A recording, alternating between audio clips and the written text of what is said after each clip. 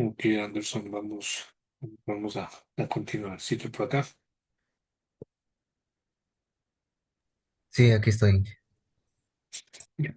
Qué bien, eso. Entonces, vamos. Aquí nos quedamos en la masa.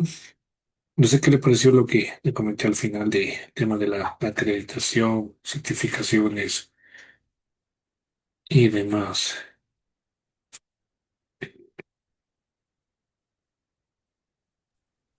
Sí, está súper interesante hacer ese curso que dice para que se me abran más puertas laborales. Eso es. Obviamente sí es preferible más adelante, ¿cierto? Tener un poquito más claro los conocimientos. El campo del medio ambiente es bastante amplio y la parte del laboratorio también es necesaria y relevante. Y obviamente conocer, ¿no? Tuve la oportunidad de trabajar en una empresa que hacíamos monitoreos de calidad del aire y trabajé año y medio. También tomamos muestras de suelos, de aguas, pero obviamente manejamos la norma 17025. Entonces, si bien es cierto, en la U sí nos dieron un poquito de estas normas, pero no es lo mismo que ya como el trabajo día a día, ¿no? Entonces, las diferentes dificultades y todo, pues hace que se vaya aprendiendo, ¿no? Entonces, también ahí va la importancia. Bien. En esta lámina, pues básicamente que les decía, ¿no es cierto? La transformación de las diferentes unidades, está el kilogramo, gramo, libras, onzas, etcétera. TM significa tonelada métrica, esos son 1000 kilogramos o 10 a la 3 kilogramos. UMA, que está en la última línea, es unidad de masa atómica. Sí, es una unidad muy pequeñita. Obviamente el tiempo no nos da para revisar ejercicios un poquito más a detalle, pero si en algún momento ve esto, UMA sin H, ¿no? Es unidad de masa atómica y es una unidad muy pequeñita. ¿Cómo dice el nombre, no? Unidad de masa atómica. Es cuánta mide de masa el átomo, o sea, el electrón, el protón, el neutrón, etcétera. Con respecto a la temperatura, lo que le comentaba de la masa, ¿no es cierto? Se aplica para todas las unidades, ¿sí? Se basaban en principios físicos, algo visible, una escala de temperatura, la distancia ahí la barra porque la otra era de masa, ¿no es cierto? Hay una de barra igual de platino iridio que medía exactamente 1 metro y pues ahí se iba calibrando, ¿no? Entonces, ya se está cambiando esa filosofía y se utiliza ya para prácticamente para todas las constantes. Me parece que incluso ganaron premios Nobel los investigadores que propusieron todas estas alternativas y que obviamente facilitaron mucho y hacen ahorro de tiempo, de dinero y demás, que es lo que se puede invertir en otras cosas. Entonces, la temperatura, como les decía anteriormente, es la energía cinética que tienen las moléculas, o sea, la energía de movimiento que tienen las moléculas, ¿no? Mientras más energía tenga, más calor puede hacerlo, ¿no es cierto? Lo que estuve en Galápagos, decía que es frío y sí, ya estaba haciendo un poquito de frío.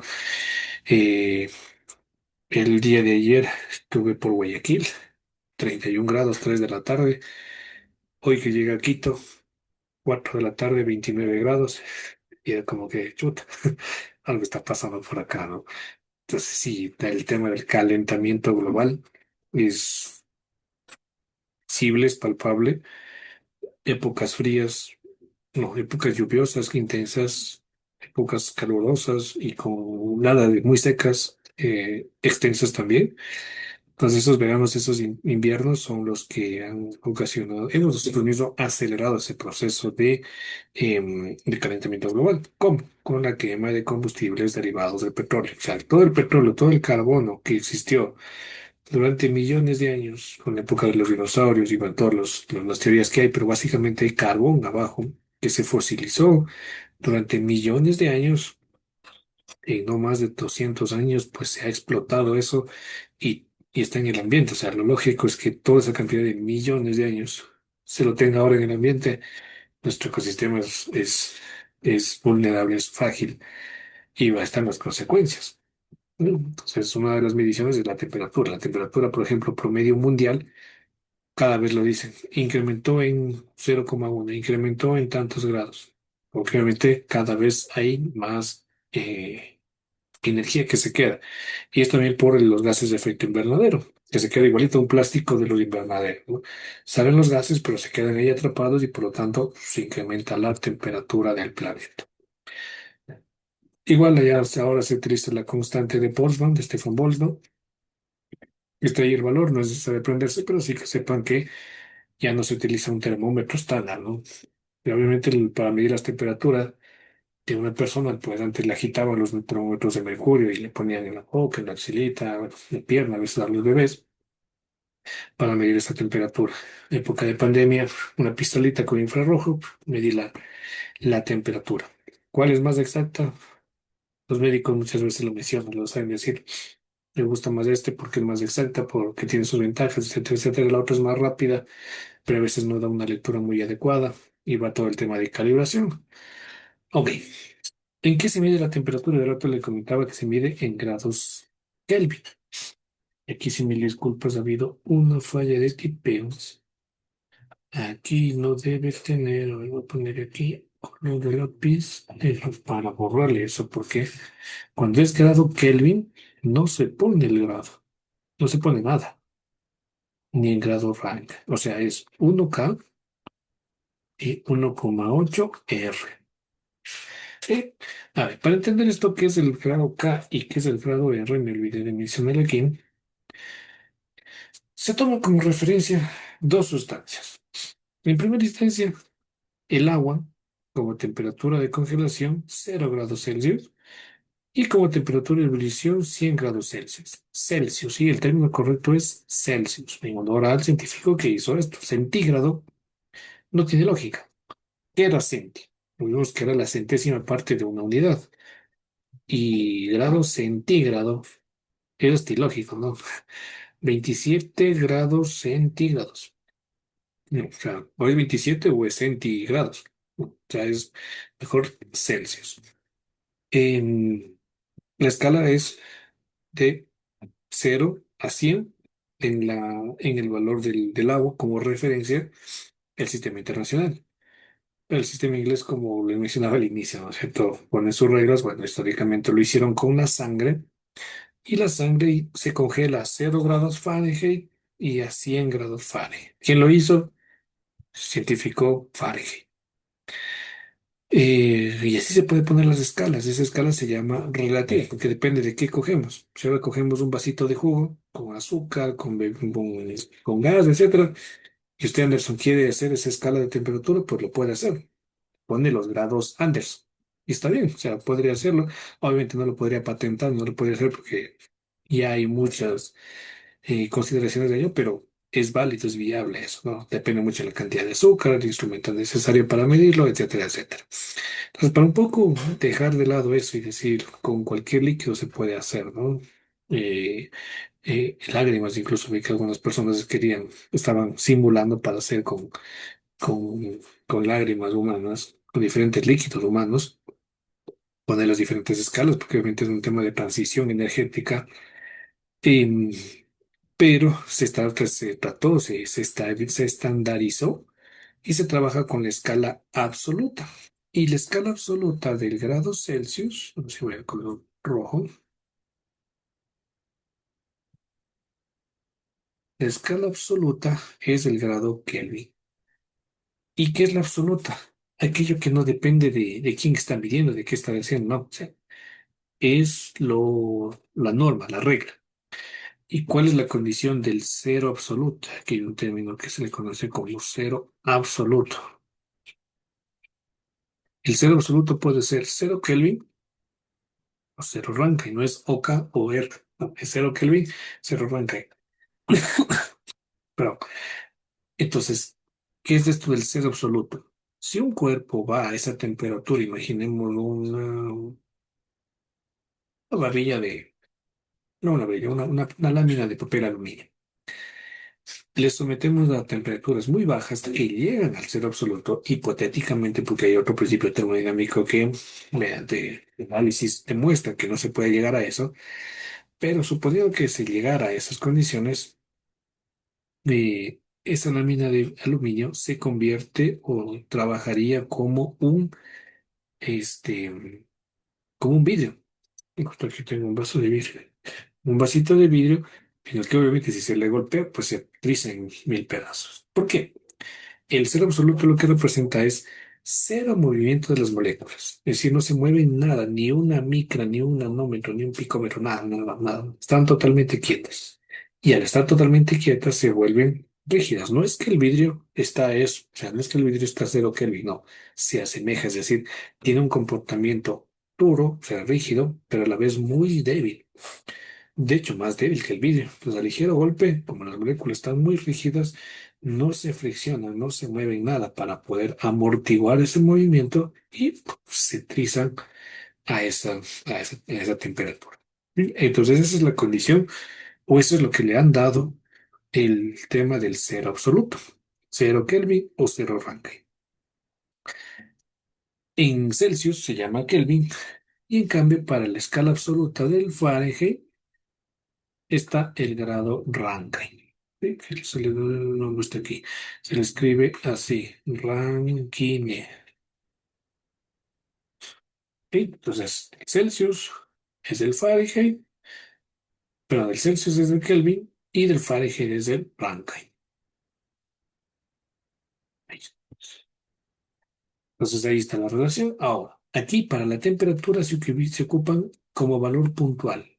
¿Qué se refiere como valor puntual? ¿Cuál es la temperatura en una localidad? ¿Cuál es la temperatura de una persona? ¿Cuál es la temperatura de un ser vivo? ¿Cuál es la temperatura de muerte de un microorganismo? Eso es temperatura puntual, un valor fijo, tanto valor. ¿Y qué se utiliza? A ver, aquí tenemos una ecuación que relaciona Fahrenheit con Celsius. Hay una ecuación que relaciona Celsius con Fahrenheit, que la pueden escribir, pero como les dije la vez anterior, ¿no? Y les reitero y creo que siempre les diré, la matemática va muy del lado de la química. Entonces tenemos que aprender a despejar. Entonces, aprendernos de memoria es mejor dicho, no, despejar es más rentable que aprenderse de memoria 500 fórmulas. ¿Sí? Con N es suficiente y saber despejar bien, ¿ok? Pero con esto sería lo más adecuado. Esta de Kelvin a Celsius, ¿qué es lo que se hace? Perdón, de Celsius a Kelvin. A los grados Celsius se le suma 273,15. Simplemente podemos redondear a 273. Es decir, los grados Celsius se le suman 273 y está en grados Kelvin. Y listo. Temperatura absoluta. Reitero y repito, porque en gases, en estequiometría, trabajamos con parámetros absolutos. Nada de densidad relativa ni de temperatura relativa, ¿no? Y bueno, netamente informativo. Bueno, tal vez haya un ejercicio, pero no va más allá de porque obviamente vamos a trabajar, tratar de priorizar el sistema internacional, pero no dejar de lado que el ranking se le hace. Los Fahrenheit se le suman 459,67 y vamos a redondear a 460. Entonces me dice que es 2 grados Rankine, 2 grados Fahrenheit. Significa que 2 grados Fahrenheit le sumamos 460 y me da 2 grados eh, Fahrenheit y me va a dar 462 grados Rankine. ¿Ok? ¿Estamos claros tal vez hasta aquí? Sí, que está claro. Mira, le voy a poner, no tengo aquí a la mano, pero creo que sí hay en la red. Temperaturas. Una vez le vi, ahorita no me acuerdo en dónde podría estar. Ay, ay, ay, ay. No, sí, se me aparece en principio. Mm, la de Bob Esponja. No se me parece este de acá. Está primerito. Fíjate, no sé si alcanzó a ver, ¿no? Dice 100 grados. Pero 100 grados, ¿qué? Si es un poquito, sí. 10 grados Celsius, ¿qué pasa? Es el agua hirviendo que está quemándose. O sea, está totalmente ella. 100 grados Kelvin, ¿qué significa? Que les tengo que restarle 273 para transformarlo en Fahrenheit. Es decir, son menos 173 grados Celsius para tener una referencia. O sea, está congelado totalmente. Y en grados Fahrenheit se le puede hacer el cálculo con la fórmula que le mostré. Le voy a poner aquí para hacer el cálculo A ver qué tal bueno es, ¿no es cierto? Ahí le he puesto mantener las unidades. Por esto. Entonces, ¿qué me dice acá? Celsius. Ah, no, voy a volverle de una vez esto. Ahí, ahí. Ya. Entonces, ¿qué me dice? Que los Fahrenheit, si le dice que son 100 grados Fahrenheit, ¿cuántos Celsius serán? Entonces, vamos a multiplicar. Y dice, los Fahrenheit le vamos a restar 32. Entonces, primer paso, 100 menos 32. El 32 ya lo eliminé. Ahora está el 9 quintos. El 9 quintos se está multiplicando. Entonces, le paso a dividir, ¿no es cierto? 68 dividido para 9 quintos. Y eso les da 37. 37 grados Celsius. Pues obviamente por eso es que el gráfico está en el que está normal, porque obviamente no está, es una temperatura cálida, pero o sea, es óptima, ¿no es cierto? Por eso es la importancia de ver que el número, claro, y en algunos libros, en algunos textos he visto que únicamente le ponen 100 grados. No, 100 qué. Ahora, obviamente, si tuviéramos estas tres opciones, Kelvin negado, porque el Kelvin no se va con la bolita del grado, nunca, nunca pone la bolita del grado. Entonces, Kelvin negado porque ya está aquí la bolita. Rankine tampoco. Solamente habría que verle qué valor es, ¿ok? Yo se lo voy a dejar eso para ponerle. Desde aquí le voy a poner este para que tenga como, para no estarle buscando cada vez que menciono esto. Ok, esto es con respecto a la temperatura. La presión ocurre también exactamente lo mismo. Hay una presión absoluta, hay una presión relativa.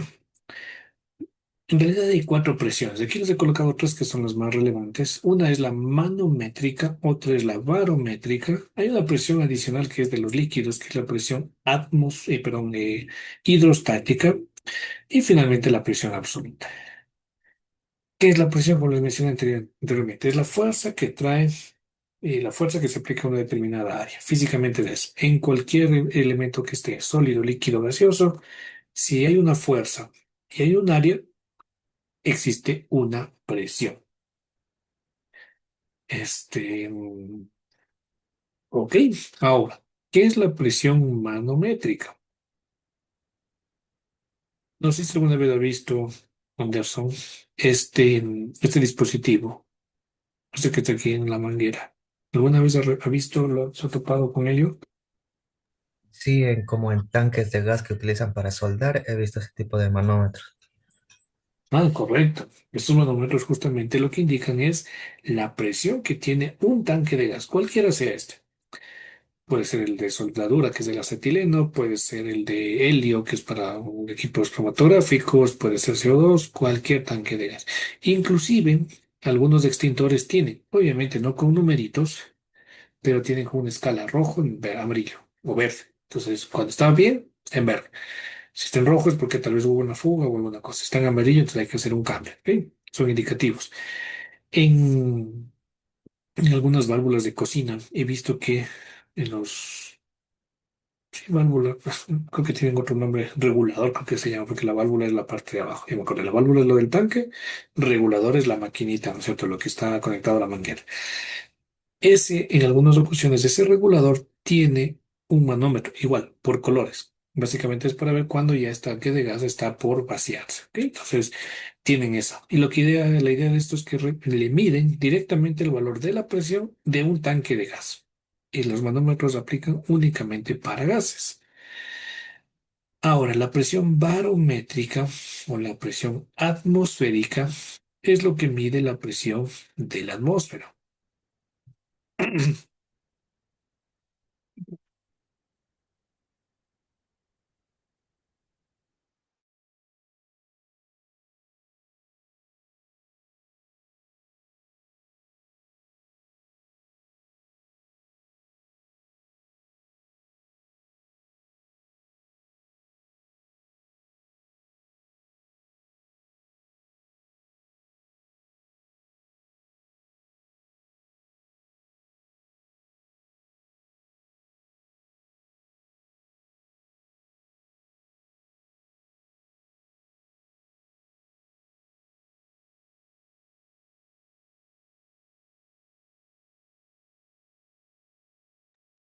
Ya, pero no podía dejar, no podía ponerle en activar el micrófono.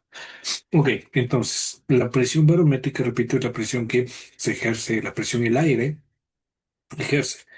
Entonces, ¿cuál es la explicación en esto? Obviamente, en el lugar en el que estemos, ¿no es cierto? Costa, Sierra, Oriente, hablando de nuestro país o en cualquier parte del planeta, hay aire y tiene su masa, ¿no es cierto? Que la pregunta que le hice antes. Todo cuerpo es atraído hacia el centro de la Tierra, ¿no es cierto? Por eso caen las cosas. ¿El aire también se tendrá este principio o no, Anders? Depende si es aire frío o aire caliente. Creo que el caliente sube a la superficie, o sea, Sube, a lo más alto. va subiendo, ¿no es cierto? Pero llega un punto en el que como está la temperatura más fría arriba, se queda estable y ya no cae, ya no sigue subiendo, sino ya empieza a disiparse, pero hay una atracción. De hecho, no se va hacia la luna, por decir un caso.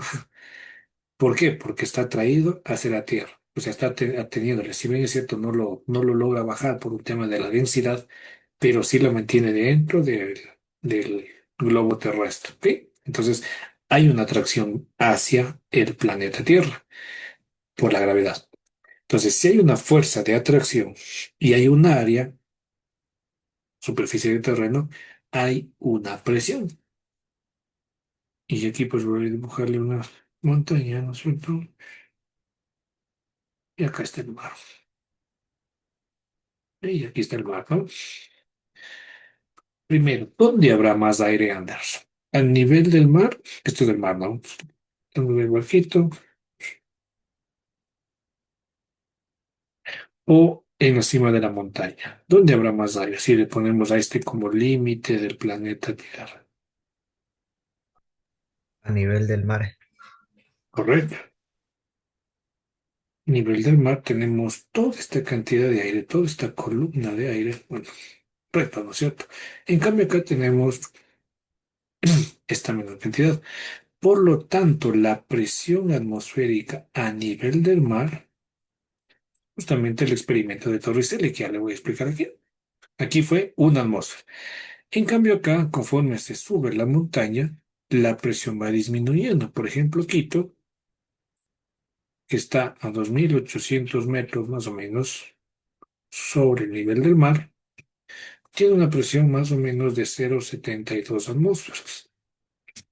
Si sigue subiendo a la cima del Cotopaxi y la cima del Chimborazo, pues seguirá teniendo menor presión. Si se va a la cima del Monte Everest, menor presión, ¿cierto? Porque es la punta, el punto más alto del planeta desde la superficie de la Tierra, es el Monte Everest, con, que son 8.000 metros sobre el nivel del mar, o 9.000, eh, tiene esa altitud, ¿cierto? Entonces, hay mayor cantidad de aire. Y esto también tiene una repercusión que tal vez lo conozca, lo haya escuchado, sobre todo a nivel deportivo, a nivel futbolístico principalmente. Jugadores del llano, o sea, de lugares de plano, de la costa, cuando van al alto o vienen, yo porque estoy ahorita en Quito, cuando vienen a ciudades de altura, en sentido geográfico, ¿no? El cuerpo no resiste, o sea, no tiene el mismo rendimiento. ¿Por qué? Porque hay menos cantidad de oxígeno, los pulmones de estas personas están aclimatados a otras condiciones y si se hace un esfuerzo físico, se ven las consecuencias, es decir, no se corre igual, no se tiene actividad física de igual manera como que estuviera en un lugar en el que el nivel del mar esté allí, o sea, esté 0 metros sobre el nivel del mar. Mientras más al nivel del mar tenga, pues es mucho mejor. Incluso por medicina, por temas de salud, en algunos casos recomiendan mudarse a vivir a nivel del mar porque hay más cantidad de oxígeno, se oxigena mejor el cuerpo y pues puede tener una vida más larga, ¿no? Lo mismo con los vehículos. Un vehículo en el oriente, en la costa, o en el oriente también, porque el oriente es una subida y luego baja, tiene un mejor rendimiento porque tiene mayor cantidad de oxígeno. Mientras que si está en la sierra, en ciudades de altura, este va a empezar a disminuir el rendimiento porque como hay menos oxígeno, se combustiona menor cantidad de combustible, por lo tanto el rendimiento del vehículo baja, disminuye. Sí, o sea, el consumo puede ser incluso mucho más alto el consumo de combustible en la sierra por el tema del diversas de nivel versus un vehículo de la costa o de la parte de nivel del mar, ¿no? los vehículos que son calibrados a nivel mundial siempre lo hacen al nivel del mar. Mm. Es decir, con las mejores condiciones, mejor cantidad de oxígeno, etcétera, etcétera. Por un tema publicitario también, ¿no es cierto? Claro que hay unas letras chiquitas que dice condiciones son las a nivel del mar. Entonces ya se entiende de que con la presión atmosférica es otro, es otra cosa. ¿Sí? No sé si le ha pasado, si alguna vez ha venido o ha ido a ciudades de altura, en cambio tiene un efecto contrario. No sé si le ha pasado, Anderson. Sí, sí me he pasado, yo tuve una temporada en Quito, cuando estaba estudiando así mismo, hubo una actividad que había que hacer esfuerzo físico y incluso sentía que ya se me reventaban los tímpanos ya de lo que no estoy acostumbrado a ese tipo de altura y también con respecto a lo de los vehículos, igual sí, yendo a, no me acuerdo cómo se llama, Papayacta creo que es, yendo Ella, así para ajá, Oriente, incluso ahí sí sentí que el auto perdió potencia, era como que se estaba quedando en las cuestas. ujú. Como que se fuera a apagar, ¿no? Es como que, dale, dale, dale. Sí, totalmente de acuerdo con los vehículos. Es que la Papayacta tiene como 4000 metros sobre el nivel del mar, es uno de los puntos altos, incluso hasta más. En carretera, digo, es así. Y también lo que dicen, ¿no es cierto? Que se agita, se fatiga. Incluso, por ejemplo, si algún rato viene para acá a Quito y va al teleférico, o si ya lo fue, como el movimiento es tan rápido, de los 2800 sube en línea inclinada hasta los 4100 creo que son metros que está sobre el nivel del mar, la cima del Pichincha. En el trayecto, a veces, personas que no se están aclimatados, o incluso uno que vive acá, está aclimatado de mejor manera, empieza a dar mareo, porque esta subida muy drástica hace que se disminuya la cantidad de oxígeno y se genere estos problemas. Ahora, no es que cambia tan drásticamente.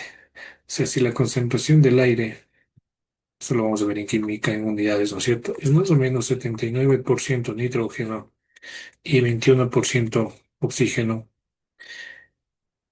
Esto es a nivel del mar, pero al nivel de Quito esto cambia a 20,95, 20,96. O sea, cambia 0,04%.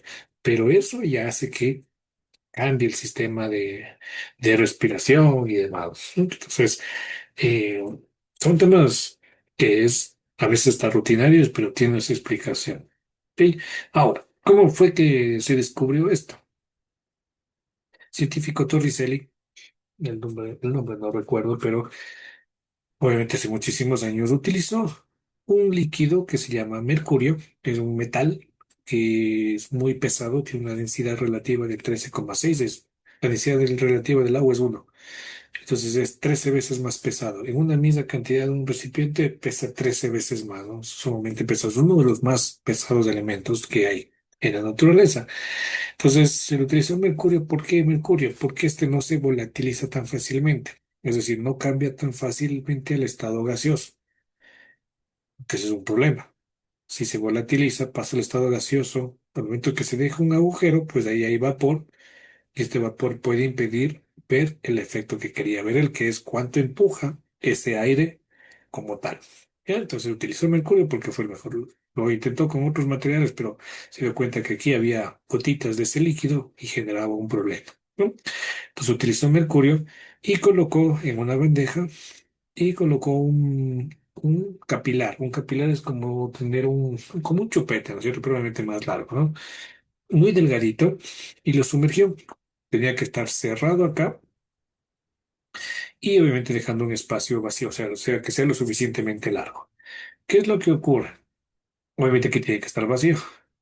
La presión que les mencionaba acá, ¿cierto? De que el aire que empuja, etcétera, etcétera, va a empujar al mercurio. Y si aquí hay gas, pues también va a empujar el mercurio por aquí y obviamente se va a equilibrar y no se va a ver el efecto. Por eso es que no utilizó cualquier otro gas. Eh, Cuando empuja solamente de este lado, pues ¿qué va a pasar el líquido? Que empieza a subir. Si alguna vez hizo el juego poner un vaso boca abajo en una agua, ¿sí? Empieza a ver cómo se sube el agua, empieza a subir. Entonces, obviamente tiene que ser muy finito para que se vea más, que sea más visible el efecto, que se vea cómo sube largo, porque un vaso se llena al nivel y no pasa nada, pero tiene que ser lo suficientemente largo. Y la presión atmosférica lo empuja y esto empieza a subir. Y eso lo midió Obviamente era la medida que más se utilizaba para la época, esa, ese siglo.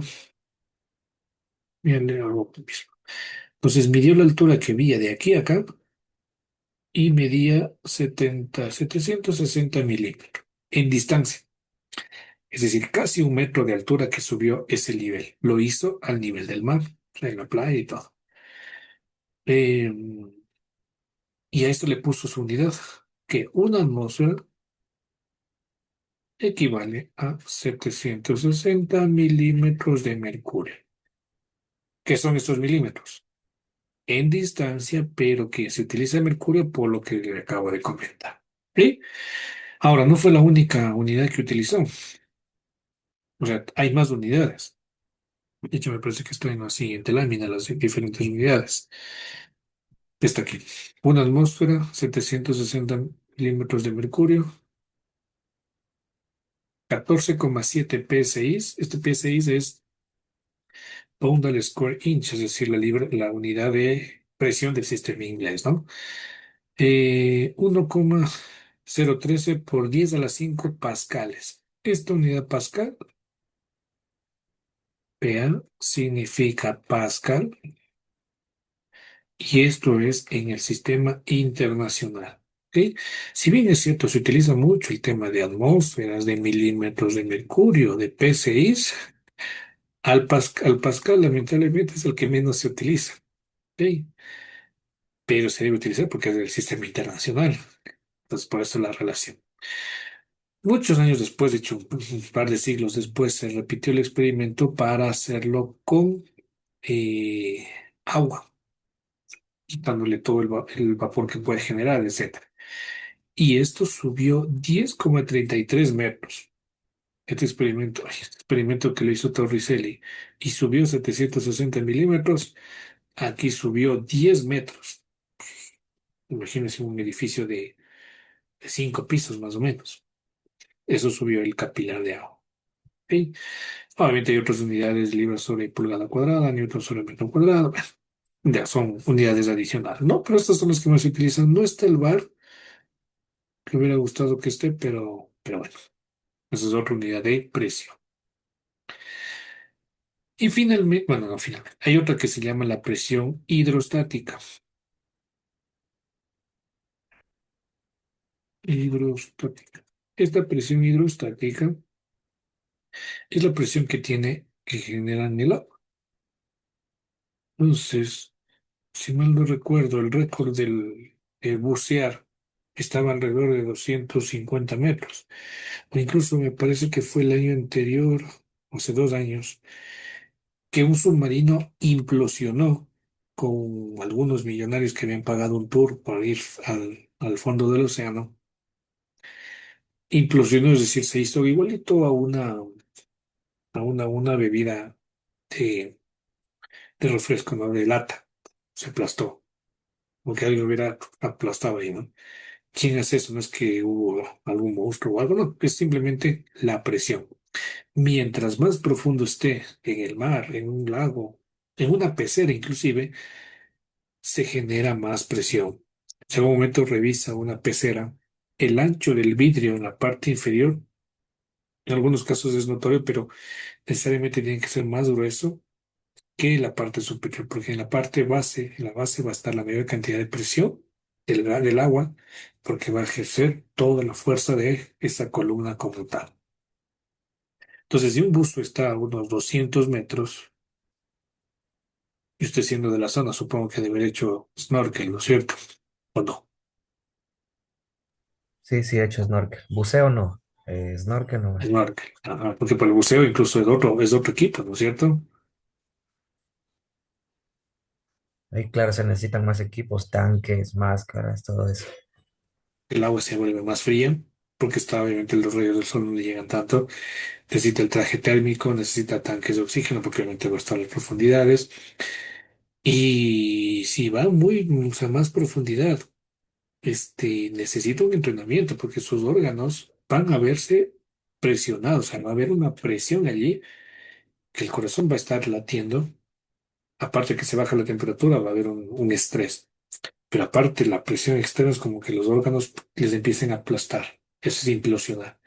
Entonces va a haber, es necesario hacer un entrenamiento. Obviamente estamos hablando de profundidad, ya yo creo que en unos 5 o 10 metros ya empezabas a tener una práctica previa. El dato exacto sí desconozco, pero debería haber para evitar posibles daños, lesiones incluso a su organismo.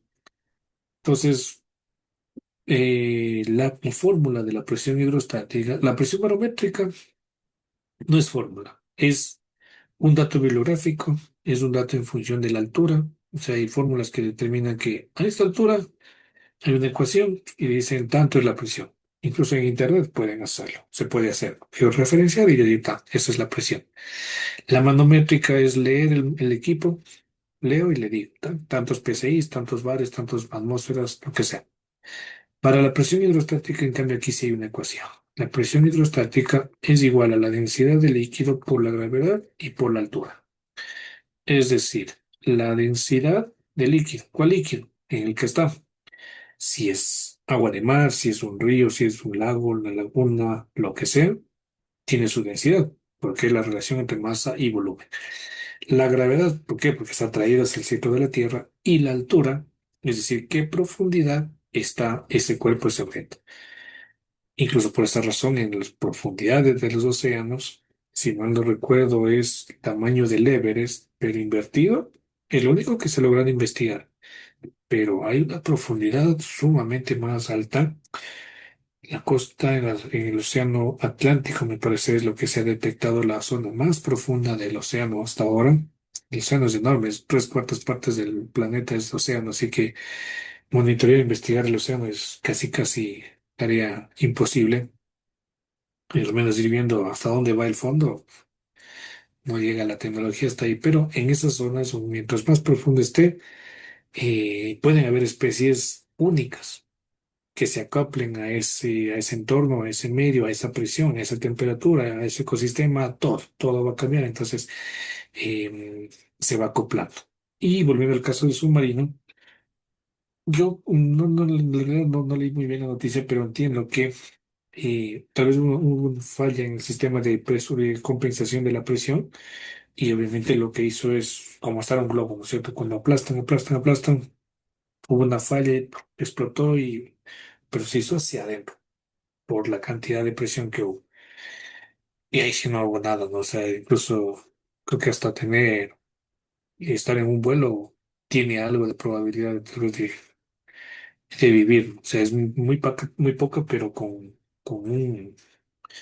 una implosión pues prácticamente imposible. Y el volumen pues depende mucho de la forma en la que esté el cuerpo. No sé si es, perdón, si le pongo en este vaso, no sé si es, ahí está. No tiene su forma cónica y bueno, tiene su figura geométrica. Si le pongo en un cubo, va a tener su forma cúbica. Entonces aquí interviene mucho la geometría, como les decía de rato, y la forma en la que tiene la forma química, la forma estructural, si es que hay rugosidades, la forma física interna, pues puede afectar al volumen como tal. Entonces, obviamente, si se va a medir el volumen, básicamente es una medida y sacar volúmenes como era en la primaria, volumen de un trapecio, volumen de un cono, volumen de un cilindro, volumen de un paralelepípedo, de una esfera, como figuras regulares. Pero hay unas cantidades de figuras muy regulares y bueno, ustedes tal vez no revisaron a profundidad el tema de cálculo vectorial, cálculo, eso es un tema un poquito más profundo. Pero ahí, por ejemplo, se puede determinar volúmenes de superficies bastante irregulares. Por ejemplo, el volumen ahorita que estoy viendo una tortuga, volumen del caparazón de una tortuga. O sea, no es una esfera, tampoco es un conito, pero un ovoide. Esto tiene sus irregularidades y todo. Entonces, si se quiere ser exacto, ¿no? Entonces, hay un cálculo muy específico. Pero ok, el volumen es ese espacio que ocupa. ¿Y por qué mencioné el volumen? Porque obviamente tiene que ver mucho con la densidad. Aquí hay algunos ejemplos de densidad, y de hecho aquí está el cuadro de la densidad de los de algunos elementos, obviamente no son todos, que tienen, que tienen aquí los valores, ¿no? La densidad relativa o en gramos sobre centímetro cúbico también da lo mismo. El más liviano hasta el momento es el aire, Como es un gas, necesita presión y temperatura. Por eso dicen medidos a una atmósfera. Aquí le falta la temperatura. Aquí está la temperatura, 25 grados. Porque la densidad depende de la temperatura. El agua depende. Por eso le decía el agua de la densidad relativa. La densidad absoluta es la división no, la densidad relativa es la división entre la de un cuerpo sobre la sustancia de referencia. Y la sustancia de referencia es la densidad del agua a 4 grados Celsius. ¿Por qué a 4? Porque a 4 grados la densidad del agua es 1000 kilogramos sobre metro cúbico o 1 gramo sobre centímetro cúbico. Si está a 4,001, cambia la densidad. ¿Ok? O 3,999, cambia esa densidad. Entonces, a 25 grados específicamente y a una atmósfera, tenemos esta densidad del aire, del etanol, del agua y va subiendo la densidad. Si tu grafito, arena, perdón, sal de mesa, aluminio, diamante, hierro, mercurio, el 13,6, oro, 19,3, mucho más pesado, obviamente. Y el osmio es hasta ahora el elemento que más denso existe en la naturaleza. ¿Ok? El osmio, con una densidad de 22,6. Sea, es sumamente mucho más pesado. Aquí están factores de conversión, metro cúbico, centímetro cúbico, litro. Entonces, ahí están los factores, pero no olviden el litro, está con L mayúscula. El galón, que es del sistema inglés, no el sistema como tal, es de 3,785 litros. Un barril, no sé si has escuchado este término barril. Eso. De los barriles de petróleo. Ajá, correcto, exactamente es. El barril de petróleo tiene 42 galones. Y si cada galón es 3,785 litros, pues transformando simplemente multiplicamos 42 por 3,785. Y les da 100, casi 160 litros en un barril de petróleo. Y es como se comercializan los barriles, ¿sí? Hay otro, bueno, el galón o 4 cuartos también. Hay otro que es un cuarto, tiene 2 pintas. ¿Dónde he escuchado pintas? Eso sí no he escuchado. Nunca he escuchado. No, Esto es cuando donan sangre. Cuando donan sangre se miden pintas. Entonces una persona puede dar una pinta, hasta 2 pintas incluso, pero ya es cuando ven que su sangre sea de buena calidad, etcétera, etcétera. Ok, pues vamos a hacer un ejemplo y así aprovechamos el tema de la conversión de unidades.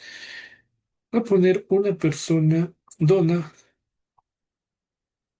una pinta, PT, de sangre.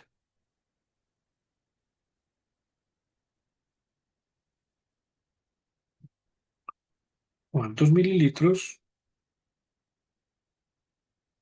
ha donado? Mililitros o también centímetros cúbicos. Es lo mismo. En matemáticamente, o sea,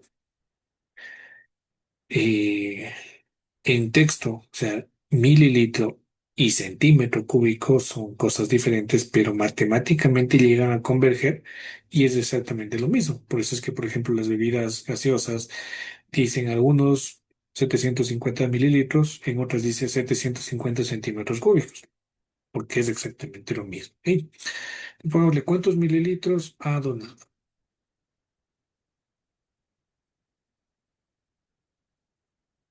¿Sí? Vamos anotándole. Ahí está. Ahí. Y tiene donde anotar, ¿verdad? sí, sí estoy anotando. Ya, chévere. Igual vamos anotando ahí un minuto.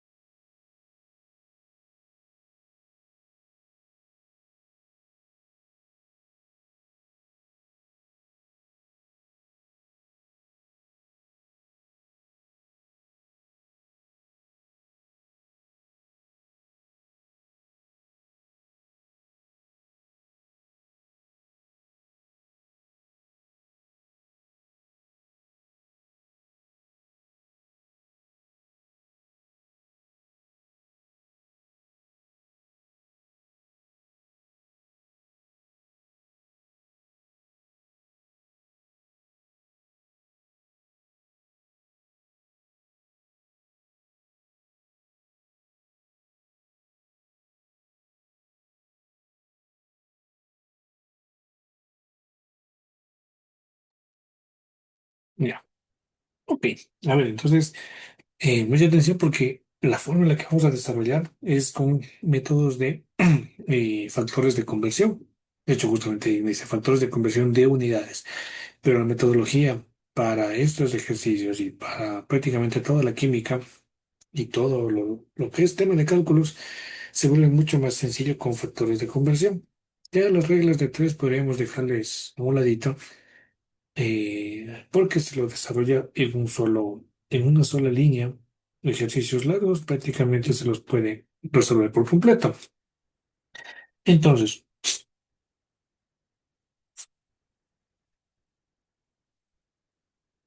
¿cómo se resuelve este dato? Primero empezamos desde el dato. ¿Sí? Voy a poner aquí como poco para que no se... Entonces, siempre ponemos el dato, luego ponemos el factor de conversión, luego ponemos los valores de unidades, y luego se simplifican, simplificar unidades, y luego calcular. ¿Sí? Ese es el orden, se lo va haciendo. Obviamente puede irse repitiendo, ¿no es cierto? Puedo hacer varios cálculos de unidades, factores de conversión, etcétera, pero lo importante es llegar hasta el último paso, que es lo que me pide. Entonces, de todo este ejercicio, ¿cuál es el dato? Una pinta Correcto, es lo que me dice el ejercicio, ¿no es cierto? ¿Y a dónde quiero llegar? ¿Cuál a es la los meta? mililitros. Correcto, a los mililitros, esa es la meta. Tenemos muy claro a dónde iniciamos y a dónde queremos llegar. ¿Cuál es el siguiente paso? Factor de conversión. Tú, en algunos casos, en unas clases he dicho las H's, porque se van haciendo poco a poco. Entonces aquí se forma un factor de conversión. Como tiene cuaderno cuadros de preferencia, se le ponen una línea, en el numerador se puede decir, ¿no es cierto?, el dato. Y vamos a hacer el factor de conversión con las respectivas unidades. ¿Para qué? Para que se simplifique. Matemáticamente, si yo tengo 2 tercios por 1 medio, ¿qué es lo que hago? ¿Le multiplico y luego simplifico o simplifico y luego multiplico? ¿Qué se hace más fácil? Primero simplificar. Correcto, ¿no es cierto? ¿Cómo se simplifica? Cruz. Un 2 que está en el numerador con un 2 que está en el denominador, es decir, uno que está arriba y uno que está abajo. Y vamos acá al ejercicio. Yo ya no quiero que esté pintas, porque no me están pidiendo pintas. Entonces, ¿dónde le pongo las pintas para poderlas eliminar? ¿Arriba o abajo? Abajo de la H. Correcto. Abajo, sí, pintas, PT. ¿Y arriba a qué le pongo? Si puedo hacerlo a lo que me pide de manera directa, le hago. Y si no, pues me toca ir haciendo hasta lo que tenga, ¿no es cierto? Entonces, me vengo a este cuadrito y el único donde me aparece pintas está aquí. Y de pintas me dice que le transforme a qué? A cuarto. Cuartos. QT, ¿no es cierto? QT. Ahora pongo los números, o sea, los valores. 2 pintas equivale a 1 cuarto. Entonces, esto lo veo aquí. ¿Dónde estaba pintas? Abajo. Ah, le pongo el 2 pintas equivale a 1 cuarto. ¿Sí? Con eso, entonces, se simplifican las pintas y ya no tengo el problema de las pintas. ¿Estamos claros hasta aquí, tal vez? Sí, sí está claro. Ya, listo. Vamos al siguiente paso. Dice, cuartos. Tengo cuartos en el numerador, lo mismo. Ahora, para que se eliminen, ¿qué tengo que tener? Cuartos en el denominador. Q, T. Siempre pongan, o sea, la H, ¿no es cierto? Ponen la H y siempre la unidad le deja un espacio, ¿no? Porque obviamente aquí van a poner un número. Entonces no le pongan el QT, por ejemplo, acá. Porque si no, luego, ¿qué número le van a poner a la unidad? Entonces siempre hacer el H y dejarle un espacio correspondiente. Entonces, listo, QT. De QT, que son cuartos, ¿a qué le puedo llevar? ¿Dónde me aparecen los cuartos? Obviamente ya no voy a poner aquí, ¿no es cierto? Porque si le pongo aquí, volverían las pintas y no, esa no es la idea. ¿A dónde me Se le iría? puede poner a litros a 3.7. Exactamente. Pero no un cuarto, sino ¿cuántos cuartos? Ah, son 4 cuartos. Cuatro. Son cuatro cuartos. Equivalen a 3,785 litros. O sea, el orden no importa. Si quieren ponerle cuartos, litros y luego los números, no hay problema. O sea, lo importante es que se vaya escribiendo, pero se escriban bien.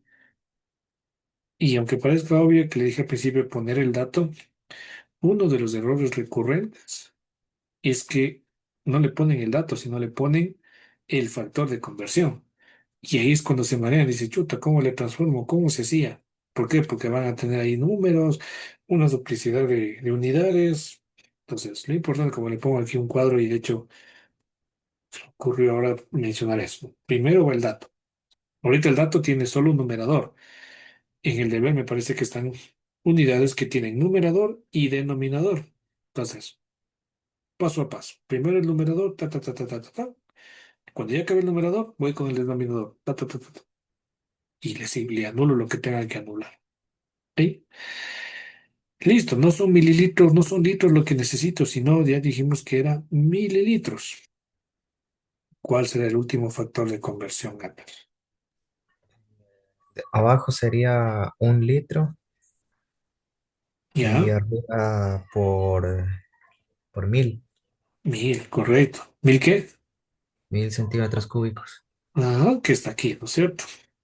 Ahora, te dicen, no, es que quería coger este. No hay problema. Vamos que no estaba este que dijo 1 litro, 1000 centímetros cúbicos.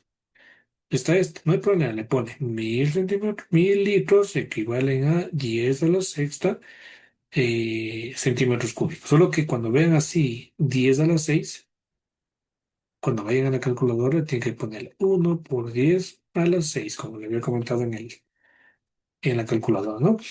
Centímetros cúbicos. Y listo, ya acabé porque ya lo logré. Ya cambié lo que tenía a centímetros cúbicos o mililitros, que es exactamente lo mismo. ¿Cuál es el siguiente paso? Multiplico todo lo que tengo arriba y divido para paréntesis, multiplico todo lo de abajo. ¿Ok? Entonces, ¿qué significa? Que voy a poner, obviamente los unos puedo eliminar, ¿no es cierto? Me quedaría en el numerador 3,785 por 1000 dividido para paréntesis, 2 por 4 cierro paréntesis. Que 2 por 4 sea 8, bueno, ya se hace más fácil, pero esta metodología les va a ayudar sobre todo cuando hagamos ejercicios más largos o con no números enteros, sino con decimales en el denominador. Las moles, los gramos, fracciones igualadas, etcétera, etcétera, etcétera. Se puede hacer en una sola línea. Y dice, ayúdame, ¿cuánto le da eso?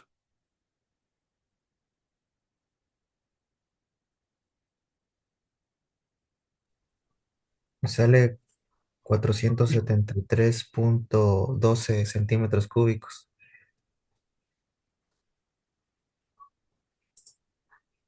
Ya. Le voy a poner justamente los tres dígitos porque quiero aprovechar el tema del redondeo. Está bien lo que me dijo, ¿no es cierto? O sea, obviamente le sale ese resultado, pero, pero el tema del redondeo, voy a ponerle con este, redondear. De hecho, bueno, se ocupa tres reglas, pero vamos a considerarle pues, solamente dos. La una, si la cifra es mayor o igual a 5, sube un dígito. La primera regla. Y la segunda regla es si la cifra es menor a 5, se mantiene el dígito.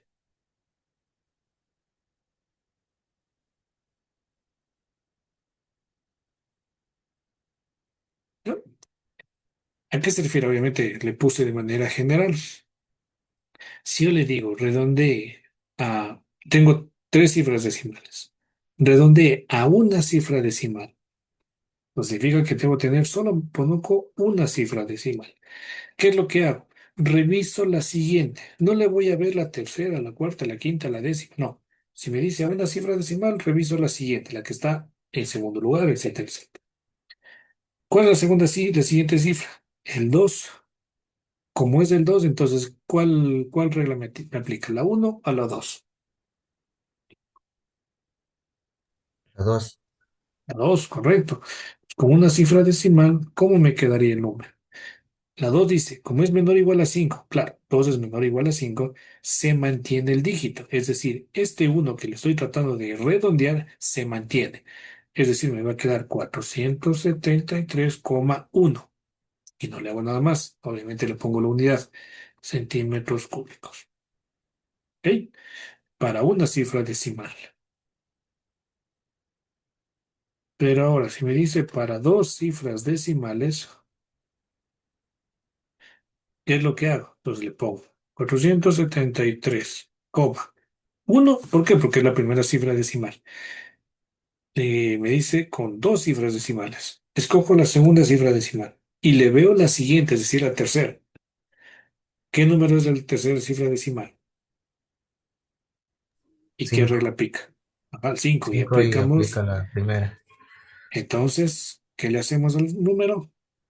Se le aumenta, se le aumenta el valor a uno. Se crea entonces 473,13. Correcto, centímetros cúbicos. ¿Ok? Le decía que eran tres reglas porque de hecho cuando es mayor a 5 se aplica esta regla. Cuando es exactamente 5 se le ve, a ver, es la siguiente cifra. O sea, digamos en este caso la cuarta cifra decimal. Si esta cifra decimal es par, sube a un inmediato superior. Y si es impar, se mantiene. Si no tiene, se le considera cero y el cero en cambio es par. Entonces se hace como una serie de cosas y ver el número que anterior, posterior, ta, ta, ta, ta. Son reglas que mantiene el sistema internacional, no es que yo me lo acabo de inventar, no son reglas que se van dejando, pero para hacerlo más sencillo el cálculo, le vamos a dejar con si es mayor o igual a 5 le redondeamos. Entonces, recomendación, trabajar siempre, al menos con los ejercicios que vamos a hacer conmigo y en las diferentes materias que tal vez les vea, trabajemos con dos cifras decimales, ¿sí? Hay otro término que se maneja como cifras significativas. Ahí es un poquito cambia porque hay que contar el número de cifras. No vamos a entrar, sí creo que está una parte de ver qué son cifras significativas. Bueno, aprovechemos estos minutitos que aún nos quedan. Esas son cifras decimales. Ahora, las cifras significativas, voy a borrar un medio por dos tercios porque ya no me sirve, no es que es parte de la materia, sería como una analogía. Las cifras significativas cifras significativas es el número de números que tiene. Es decir, este mismo número, el original, ¿cuántos números tiene? Contando todos, enteros y decimales. ¿Cuántos tiene? 3. O en Sí, total. en total, todos, Ah, enteros, 6. decimales. 6. Entonces, el 473,125 tiene seis cifras significativas. El primero que redondeamos, 473,1. ¿Cuántas cifras significativas tiene? 4. Cuatro, correcto, cuatro cifras significativas. ¿Y el otro? El 473,13. 5. Cinco cifras significativas. Pues ahora, ¿qué pasa si le digo, póngale con ocho cifras significativas? ¿Cómo hacemos? Entonces le pongo a ver los números 473,125. Tengo seis. ¿De dónde me saco otros dos? Cero ceros. Se aplican ceros a la derecha. Si bien es cierto, no se le afecta, pero es recomendable ponerle allí más cifras significativas. No a la izquierda, no poner 0,0473, no. Se le pone al final, cuando quiero aumentar el número de cifras significativas. ¿Ya? El problema está en cuando a veces quiero menos. Me dice, póngame con tres cifras significativas. Bueno, no, con dos cifras significativas para complicarlo un poquito más. Porque con tres también podría hacerle. ¿Cómo sería con tres? A ver, antes de hacerle el de dos, ¿cómo sería con tres cifras significativas? Solo los números enteros. Exactamente, ¿cómo quedaría? 470 cuatrocientos y... setenta y tres Correcto, no sube, ¿no es cierto? Porque el siguiente dígito es uno, es menor a 5, por lo tanto se queda. Y ahora con dos cifras significativas.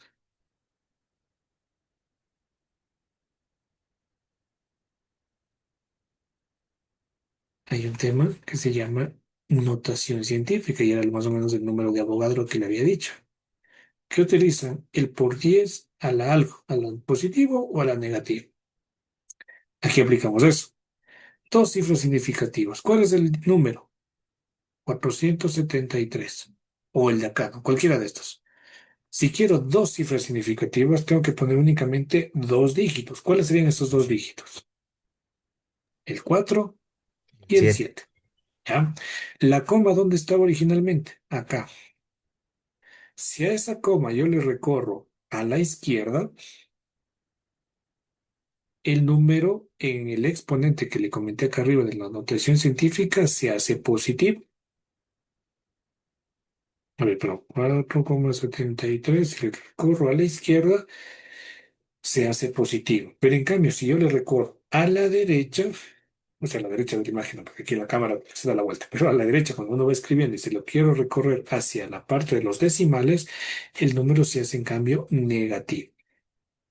Entonces, la coma está aquí, ¿no? Le voy a recorrer espacios. ¿Cuántos? Mm, Este uno y este 2. ¿Por qué? Porque el número de notación científica siempre tiene que tener un entero y un entero y decimales. Entonces será 4,7 por 10 a la cuánto. Pues espacio recorrido.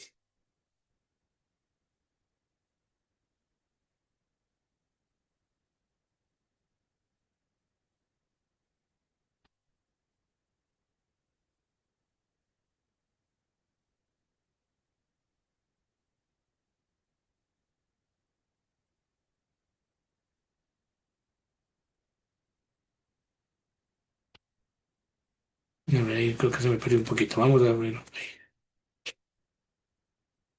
Ponele. Mm, ah, Entonces tenemos el 473,125. Es el número original, ¿no es cierto? Dos cifras significativas. Entonces, únicamente tomo dos cifras, 4,7. Como es menos de lo que el límite que me da, que era 473, voy a borrarle esto de acá, que era el límite como entero, pues tengo que ayudarme de la notación científica. Entonces, 4,7 por 10 a la cuánto. Repito, si de la coma en la que estaba se mueve de lo que está escribiendo al lado izquierdo, el número es positivo y pongo el número de espacios que voy recorriendo. Pero si de la coma me voy hacia la derecha, cuento cuántos espacios me muevo hasta llegar a la coma a la que yo necesito y le pongo el número en negativo. ¿Ok? Entonces, en la coma está 473,125. Aquí está la coma, me va a pintar de rojo. Aquí. Entonces, yo quiero 4,7. ¿Por qué? Porque me pidieron dos cifras significativas. Entonces, vamos a moverle. Ponerle primer espacio aquí, segundo espacio aquí. Entonces, dos espacios. Como es positivo, me quedaría 4,7 por 10 a la 2, por 10 al cuadrado. ¿Sí estamos claros tal vez? Ahí. Sí, sí, está claro. Y ahora el último, con una cifra significativa, ¿cómo quedaría? 4 por 10 a la 3. ¿Seguro 4? Sí, solo está pidiendo una cifra. ¿Y qué pasaba con la siguiente? Ah, es 5 por 10 Correcto. a la 3. 5 por 10 a la 3. ¿No? Que obviamente se van cometiendo errores, ¿no? Porque 5 por 10 a la 3 significa que es 500, pero el número era 473,125. Entonces, obviamente hay esto, ¿no? Pero con este tema de notación científica cifras significativas y redondeo, ya no hay como que chuta, y ahora cuántos dígitos le pongo, etcétera. O sea, se puede hacer así. El deber está, me parece que hay un ejercicio que les pide con cifras significativas, pero más que no es para practicar, ¿sí? Ya en la parte, digamos, de resolución, en una prueba y demás, con que le hagan con dos decimales, estaría bien, ¿ya? Entonces, van resolviendo dos decimales. Aplican redondeo para que obviamente el error no se vaya a incrementar.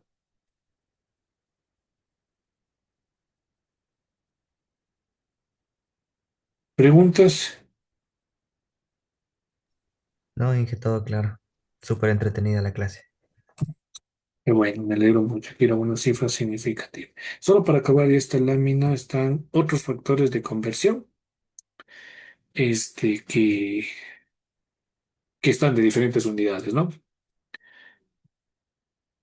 Y a ver cuánto tenemos. Recuerden, sí le había puesto que había, vamos viendo la tarea, ¿no es cierto? De descartar. En la tarea ustedes tienen una actividad, dos tareas, ¿no es cierto? La una, los ejercicios de... ¿Dónde está? Aquí. Los ejercicios de la química de Chang. Aquí están detallados, son 10 ejercicios a mano, ¿ya? Están mezcladitos de varias cosas. Y hay otra que es una pequeña consulta de realizar tres ejemplos de cambios de estado. Ok. Espera. De fusión y evaporación, justamente esta es la mina que estaba pendiente. Ok. Entonces, para la siguiente clase que va a ser el día lunes, por favor, el lunes a las 6 de la tarde, y completemos esta tarea. De hecho, la actividad del deber, bueno, si bien es cierto, está hasta el domingo, o sea, no es que se le va a hacer el día domingo 27, sino se le cierra en realidad el domingo 3. Pero sí sería chévere que para el lunes 28, que de aquí nos vemos nuevamente, le realicen esa consulta. Incluso si tienen algún error o algo, poderles guiar, ¿ok?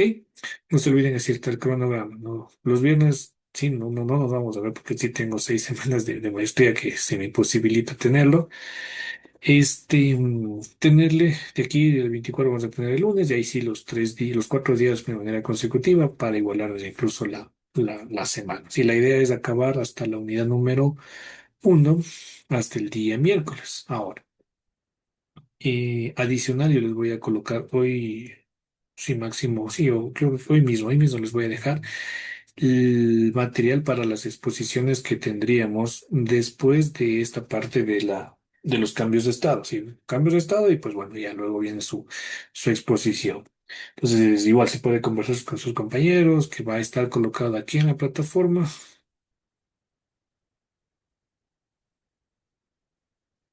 una que es de la exposición. Entonces, con eso estamos para preparar y tener la clase el día lunes, ¿ok? Listo, Anderson. Muchas gracias por el tiempo. Cualquier cosita igual estoy pendiente. A mí ya me añadieron al grupo, así que con total libertad, si queda privado, ya tendría ahí mi número, que fue justamente el mensaje que les había puesto de recordarles la clase de hoy a las 6. ¿Ok? Inge, ahorita me surgió una pregunta con el cronograma. En la semana del 11 de agosto, ahí ya va a iniciar la otra materia que se llama de digitales, algo así, creo que que Sistemas de información geográfica. es, Ya. Sí. ahí las 3 horas van a ser o sea, química y eso no entiendo. A ver, ya. De una vez le explico esa parte. Sí. Déjenme ver, porque justamente sí tengo ese cruce, pero ya le puse las horas que vamos a tener de sistemas de información geográfica, que únicamente son 3 semanas y tenemos que acabar, obviamente, ¿dónde le puse ese Excel? Shu- Ay, no, venía que se perdió. Cronograma, déjame ponerle aquí, cronograma. Cronograma, pues aquí está. No sé dónde se fue la carpeta, pero bueno, ahí está.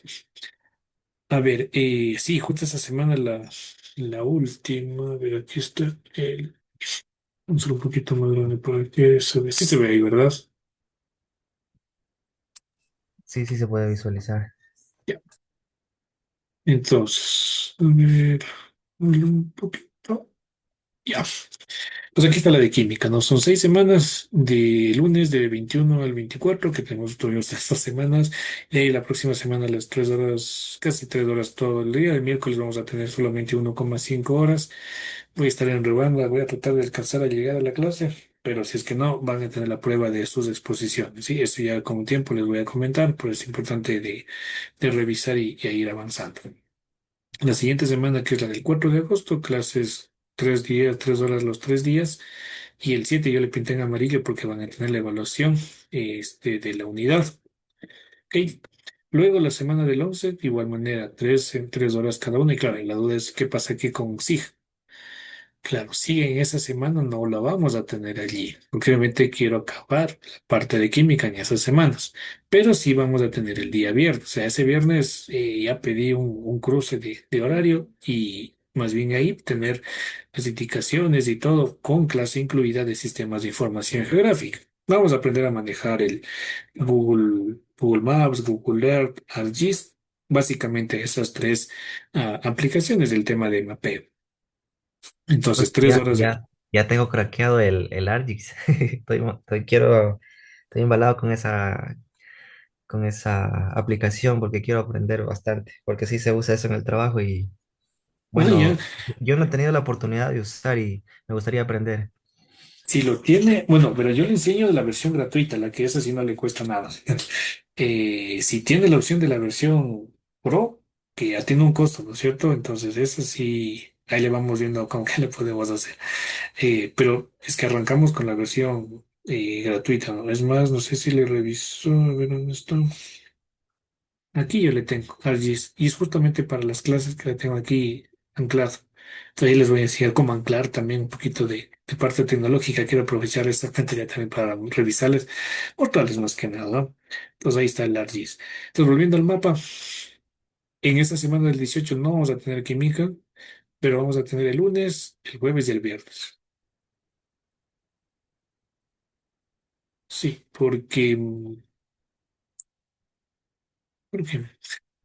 porque tenemos allí para cerrar prácticamente la primera parte de la materia hasta este día. No es que tengo este viernes, creo que vamos a verle cómo le hago este viernes, porque este viernes no estaba así. Voy a revisarle bien el calendario. El viernes creo que solo podría 1,5 horas. Y el otro 1,5 ya le voy a ver en dónde le coloco. Aquí tengo una gira que sí es imposible conectarme. Yo les voy a dejar esta semana del 25 ya explicando lo que van a hacer del proyecto integrador. Aquí de igual manera el 25 el proyecto integrador. Y el primero, que sea tal vez el examen final o revisar algo más ya no ArcGIS, porque el proyecto integrador tiene que ver con ArcGIS. Posiblemente con ustedes entre directamente a ArcGIS y luego veamos Google Maps y Google Earth, más que nada para que tengan claro lo que tienen que hacer en el proyecto integrador. Igual esta materia ya le he dado 3 semestres, entonces sí le tengo bastante claro cómo están los tiempos. Entonces, sí, están aquí son 22,5 horas, vamos a tener 3 horas la primera semana, 9 horas la segunda semana, 7,5 la tercera semana, que es la que yo estoy de gira total con los chicos. El lunes viajamos a Cuenca, a Loja, perdón. El martes tenemos visita, viajamos a Zamora, miércoles de igual manera, jueves regresamos a Quito. El viernes podría estarme conectando, pero como ya tengo lo de la maestría, se le pondría la entrega del proyecto integrador. Eh, y el lunes, pues podríamos tener el examen final. Entonces, en estas 3, 6, 9, 12 horas, prácticamente completar el ARGIES, que así lo logramos, porque arrancamos desde cero, ¿no? Desde crearse con su correo y nos da tiempo para lo que nos da la versión gratuita. Eso, entonces no sé si tal vez ella lo tiene más claro. Sí, ahí está mucho más claro. Claro, entonces ahí están las 22,5 horas que necesitamos, ¿no? De toda la materia. O sea, nos vamos hasta el lunes, pero ya ahí lo vamos cerrando. Y de igual manera acá, la última semana es para el proyecto integrador de química, pero como el 14 prácticamente ya cerramos, Ustedes le pueden empezar a hacer desde el 18. Es básicamente hacer un experimento casero. Ya les voy a ir explicando más adelante, pero no son materiales tan complejos, así que bastante sencillo, pero sí dedícale un tiempito, al menos una horita al día para completarlo. ¿Ya?